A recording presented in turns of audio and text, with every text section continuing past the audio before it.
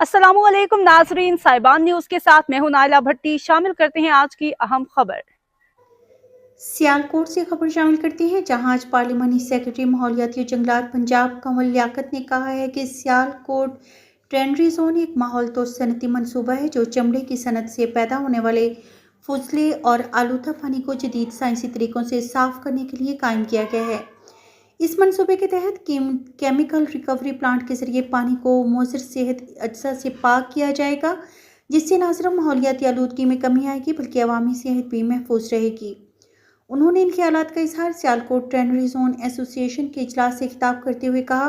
Director general इदारा तहफ़्फ़ुज़ माहौलियाती पंजाब इमरान हामिद शेख और deputy commissioner Sialkot सबा असगर अली समेत सनतकारों की बड़ी तादाद शरीक थी।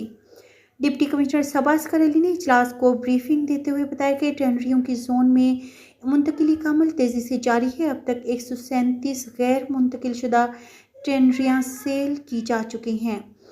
15 टेनरियाँ टेनरी जोन में फ़ाल हैं, जबकि आइंदा 15 रोज़ में मज़ीद 33 टेनरियाँ फंक्शनल हो जाएंगी।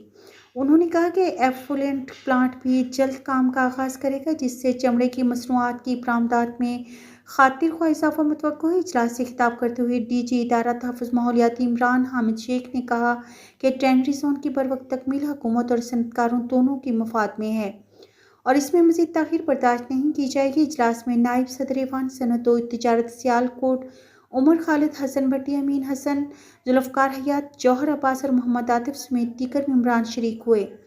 मुकर्रीन ने कहा कि ये मनसूबा न सिर्फ सनत की तरक्की बल्कि माहौल की बेहतरी, अवाम सेहत के तहफ़्फ़ुज़ और आलमी मेयार की पैदावार में भी अहम किरदार अदा करेगा। अब तक के लिए इतना ही। मजीद खबरों और अपडेट से बाखबर रहने के लिए देखते रहें साइबान न्यूज।